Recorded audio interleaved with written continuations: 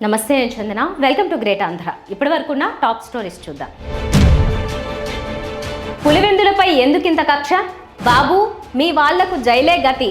జగన్ రేవంత్ రెడ్డికి ఏమా ధైర్యం? హోంమంత్రి అనిత ప్రమాణానికి సిద్ధమా? ఆయనకు ఏపీ బీజేపీ పగ్గాలు. వైఎస్ఆర్ జిల్లా పులివెందులపై కూటమి సర్కార్కు కక్ష ఎందుకో అర్థం కావడం లేదు. పులివెందుల నుంచి వైఎస్ జగన్మోహన్ రెడ్డి ప్రాతినిధ్యం వహిస్తున్నారు. రాజకీయంగా ఏదైనా ఉంటే ఆయనపై కక్ష తీర్చుకోవచ్చు, ఎవరికి అభ్యంతరం లేదు. కానీ మెడికల్ కాలేజీ ప్రారంభం కాకుండా ప్రభుత్వమే అడ్డుపడిందన్న వార్తను ప్రజానికం జీర్ణించుకోలేకపోతోంది. ప్రభుత్వం అంటే ప్రజల యోగక్షేమాలు చూసుకునేది. ఆ బాధ్యతను విస్మరించి అనుమతులు వస్తే వద్దనుకోవడం బహుశా ఎక్కడ ఉండదేమో. గత ప్రభుత్వం పులివెందుల్లో మెడికల్ కళాశాలను నిర్మించింది. ఇంకా 15-20% పనులు పెండింగ్లో ఉన్నట్టు తెలిసింది. అయితే పులివెందుల వైద్య కళాశాలలో 50 సీట్లతో ప్రవేశాలకు అనుమతులు ఇస్తూ ఈ నెల 6న నేషనల్ మెడికల్ కమిషన్ NMC ఉత్తర్వులు ఇచ్చింది. దీంతో కూటమి సర్కార్ షాక్కు గురైంది. అనుమతులు రాకపోతే ప్రభుత్వం ఆందోళన చెందడం చూసాం. ఇదేం విచిత్రమో కానీ 50 సీట్లతో వైద్య కళాశాలను ప్రారంభించుకోవాలని NMC అనుమతులు మంజూరు చేయగా మన ప్రభుత్వానికి కోపం వచ్చింది. విద్యార్థులకు తగిన వసతులు కల్పించలేమంటూ NMCకి ప్రభుత్వం లేఖ రాశారనే సంగతి వెలుగు చూసింది. ఇదంతా ప్రభుత్వం ఎందుకు చేస్తున్నదంటే కేవలం వైద్య కళాశాలను ప్రైవేటు పరం చేసి వైద్య సీట్లను అమ్ముకోవడం కోసమే అని ప్రజలు అనుమానిస్తున్నారు. ఇదే నిజమైతే మాత్రం ఇంతకంటే దుర్మార్గం మరొకటి ఉంటుందా? కూటమి పాలనలో మార్పు రాకపోతే మీ వాళ్లకు జైలే గతి అని మాజీ ముఖ్యమంత్రి వైసీపీ అధినేత వైఎస్ జగన్మోహన్ రెడ్డి హెచ్చరించారు. గుంటూరు జైల్లో ఉన్న మాజీ ఎంపీ నందిగం సురేష్ను జగన్ పరామర్శించారు. అనంతరం ఆయన మీడియాతో మాట్లాడుతూ చంద్రబాబుపై తీవ్రస్థాయిలో విరుచుకుపడ్డారు. టీడీపీ అధికార ప్రతినిధి పట్టాభి తనపై అభ్యంతరకర వ్యాఖ్యలు చేయడంతో వైసీపీ శ్రేణులు అప్పట్లో ప్రతిపక్ష పార్టీ కార్యాలయాల వద్ద నిరసన తెలిపారన్నారు. చంద్రబాబు సర్కార్ తప్పుడు సంప్రదాయానికి తెరతీసిందన్నారు. మాజీ ఎంపీ సురేష్పై ఎలాంటి ఆధారాలు లేకపోయినా అన్యాయంగా దళిత నాయకుడిని అరెస్ట్ చేశారన్నారు. పోలీసులు ఇష్టానుసారం కేసులు పెడుతున్నారన్నారు. తప్పుడు సంప్రదాయానికి శ్రీకారం చుట్టిన టీడీపీ నేతలు తమ పద్ధతి మార్చుకోకపోతే తీవ్ర పరిణామాలు ఉంటాయని ఆయన హెచ్చరించారు. ఎల్లకాలం కూటమి పాలన ఉండదని గుర్తుంచుకోవాలని ఆయన అన్నారు.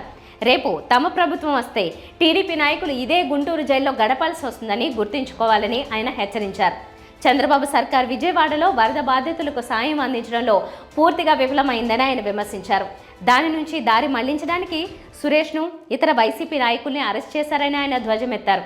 తుఫాను వస్తోందని వాతావరణ శాఖ ముందస్తు హెచ్చరిక చేసిన చంద్రబాబు సర్కార్ నిర్లక్ష్యం వహించిందని ఆయన తప్పుపట్టారు.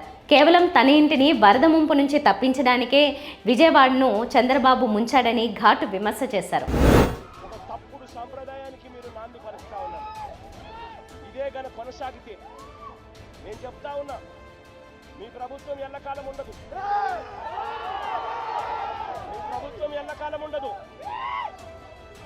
తప్పుడు సాంప్రదాయానికి మీరు బీజం వేస్తా ఉన్నారు. ఇదే తప్పుడు సాంప్రదాయం ఒక సునామీ అవుతుంది. రేపొద్దున మీ నాయకులందరికీ కూడా ఇదే గతి పడుతుంది. ఇదే జైల్లోనే మీరంతా కూడా ఉంటారు. ఇది కూడా గమనించుకోండి అని చెప్తా ఉన్నా. ఒక తప్పుడు సాంప్రదాయానికి మీరు నాంది పలుకుతా ఉన్నారు. ఒక తప్పుడు పద్ధతికి మీరు నాంది పలుకుతా ఉన్నారు. మార్పు తెచ్చుకోకపోతే మాత్రం రెడ్ బుక్లు మీరు ఒక్కరే పెట్టుకుంటారని చెప్పి మీరు అనుకుంటున్నారేమో. రెడ్ బుక్ పెట్టుకోవడం అన్నది చాలా సులభమైన పని. తెలంగాణ సీఎం రేవంత్ రెడ్డి ధైర్యం చూస్తే ఆశ్చర్యం కలుగుతోంది. హైదరాబాద్లో చెరువులు, కుంటలు, నాలాలు ఆక్రమించి ఇష్టానుసారం భారీ భవంతులు నిర్మించారు. ఏకంగా రిజిస్ట్రేషన్లు కూడా జరిగిపోయాయి. దీంతో చాలా చోట్ల అపార్ట్మెంట్లలో మధ్యతరగతి వేతన జీవులు కూడా ప్లాట్లు కొన్నారు. అలాంటి చోట కూల్చివేతలు విమర్శలకు తావిస్తున్నాయి. ఈ నేపథ్యంలో తాజాగా మరోసారి రేవంత్ రెడ్డి స్ట్రాంగ్ వార్నింగ్ ఇచ్చారు. చెరువులు, నాలాలు, కుంటలను కబ్జా చేసి నిర్మాణాలు చేపట్టిన వాళ్ళు తమకు తాముగా ఖాళీ చేసి వెళ్ళిపోవాలని వార్నింగ్ ఇచ్చారు. అలాంటి చోట ఆక్రమణల్ని క్రమబద్ధీకరించే అవకాశమే లేదని ఆయన స్పష్టం చేశారు. ఆక్రమణదారులు ఎంతటి వారైనా విడిచిపెట్టే ప్రసక్తే లేదని సీఎం రేవంత్ రెడ్డి తెలిపారు. తమ హైడ్రా రంగంలోకి దిగితే అన్ని నేలమట్టం అయిపోతాయని రేవంత్ రెడ్డి హెచ్చరించడం చర్చనీయాంశమైంది. ఇప్పటికే సినీ నటుడు నాగార్జున లాంటి సినీ సెలబ్రిటీ కన్వెన్షన్ సెంటర్ను కూల్చివేసిన సంగతి తెలిసిందే.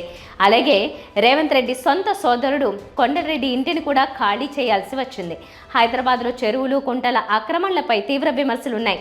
అలాంటి చోట భారీ భవంతులు కట్టడంతో వరద వచ్చినప్పుడు నీళ్లలో గడపాల్సిన పరిస్థితి. రాజకీయంగా నష్టం వస్తుందనే చర్చ ఉన్నప్పటికీ రేవంత్ మాత్రం వెనక్కి తగ్గకపోవడం విశేషం. దుర్మార్గులు ఆక్రమించుకున్న చెరువుల వల్లనే ఇవాళ వరదలు వస్తున్నాయి. అందుకే హైడ్రాను ప్రారంభించడం. హైడ్రా స్పెషల్ టాస్కే ఈ చెరువులను ఆక్రమించిన వాళ్ళను చెరబట్టిన వాళ్ళ నుంచి విడిపించాలని, అలాంటి వాళ్ళను అవసరమైతే చెరసాలకు తోలాలనేది నా ప్రభుత్వ విధానం. అందులో ఎంత గొప్ప వ్యక్తులున్నా, ఎంత మహామహులున్నా వాళ్ళు చెరువులను వదలక తప్పదు.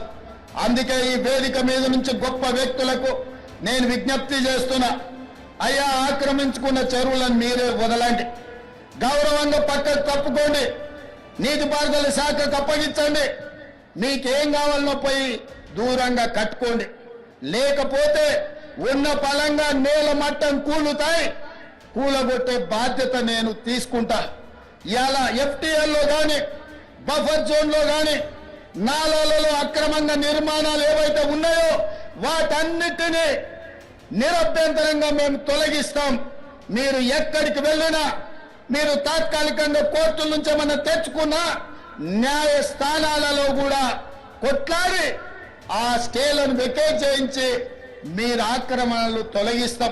వైసీపీ మాజీ ఎంపీ నందిగం సురేష్ను ఎలాగైనా కేసులో పెట్టి ఇబ్బంది పెట్టాలనేది కూటమి సర్కార్ ఆలోచన. టీడీపీ కార్యాలయంపై దాడి కేసులో ఇప్పటికే ఆయన అరెస్ట్ అయిన సంగతి తెలిసిందే. తాజాగా ప్రకాశం బ్యారేజీని ఢీకొట్టిన బోట్లు నందిగం సురేష్ అనుచరులవని టీడీపీ ఆరోపిస్తోంది. కేసు కూడా నమోదైంది. బోట్లు బ్యారేజీని ఢీకొట్టడం వెనుక హోంశాఖ మంత్రి అనిత కూడా నందిగం సురేష్, తలసిల రఘురాం కుట్ర ఉందని ఆరోపించారు. ఈ నేపథ్యంలో అనితకు నందిగం సురేష్ భార్య బేబిలత సవాల్ విసిరారు. మీడియాతో బేబిలత మాట్లాడుతూ కృష్ణా నదిలో కొట్టుకొచ్చిన బోట్లపై తన భర్త పేరుందా అని ప్రశ్నించారు. తన భర్తకు ఎలాంటి సంబంధం లేదని పిల్లలపై ప్రమాణం చేస్తానన్నారు. హోంమంత్రి అనిత కూడా తన పిల్లలపై ప్రమాణం చేసి తన భర్తపై చేసిన ఆరోపణలే నిరూపించాలని సవాల్ విసిరారు. మాజీ ఎంపీని వాడు వీడు అంటూ దిగజారి మాట్లాడుతోందని అనితపై ఆమె విరుచుకుపడ్డారు.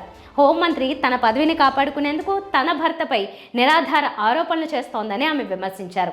టీడీపీ కార్యాలయంపై దాడికి సంబంధించి తన భర్త పాత్ర ఉందనేందుకు ఒక్క ఆధారమైనా చూపాలని ఆమె డిమాండ్ చేయడం గమనార్హం. మీరు ప్రెస్ మీట్లో మాట్లాడతా వీడెవడో నందిగం సురేష్ ఏంటి ఆ భాష ఏంటి? ఆడ మనిషివి కదా నువ్వు, మగ మనిషిని వాడు వీడు అని సంబోధించే హోదానా అనేది? నువ్వు హోమ్ మినిస్టర్ కదా. ఈ మొన్నటిదాకేమో జగనన్నని పులివెందుల ఎమ్మెల్యే గారు, ఇప్పుడేమో వీడెవడో ఉన్నాడు నందిగం సురేష్ గారు. నువ్వు వినండి అన్న, మీరు క్లారిటీగా చూడండి. హోమ్ మినిస్టర్ గారికి నేనైతే ఒకటే చెప్తున్నా, ఆవిడ స్థాయి నాకు కాకపోవచ్చు, ఒకవేళ ఆమెకున్న హోదాలు నాకు లేకపోవచ్చు. మళ్ళీ చెప్తున్నా, ఎక్కడికైనా తన బిడ్డలను తీసుకొని తను ఆరోపించే ఆరోపణలు నిజమని ప్రమాణం చేయమను. నా ఇద్దరు బిడ్డలని నాతో పాటే తెచ్చుకున్నాను. ప్రమాణానికి వస్తుందేమో హోమ్ మినిస్టర్ గారిని మీడియా సాక్షిగా అడుగుతున్నా నేను. బోటులు మేము ఆ రోజు వాటర్ వచ్చే రోజు నైట్ కొత్త ఇంట్లో, మేము కట్టుకున్న కొత్త ఇంట్లో మాకు లంకలో ఇల్లు ఉంది, మేము స్థానికులం అక్కడ. మీరు పొరుగురుల నుంచి వచ్చి పదవుల కోసం ఇక్కడ పాతుకుపోయి అక్కడ కూర్చొని ఎవడెవడో చెప్పిన దగ్గర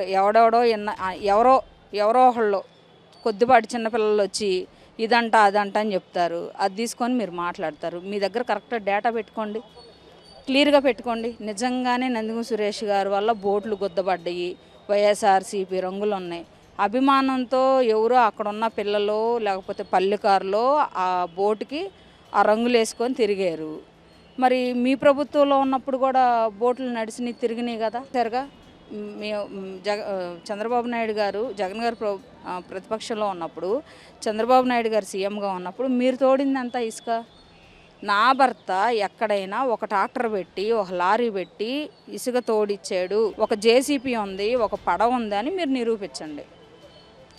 మీకు అలవోకగా అబద్ధాలు ఆడి ఒక మనిషి మీద బురద చల్లటానికి మీరు అలవాటు పడిపోయారు.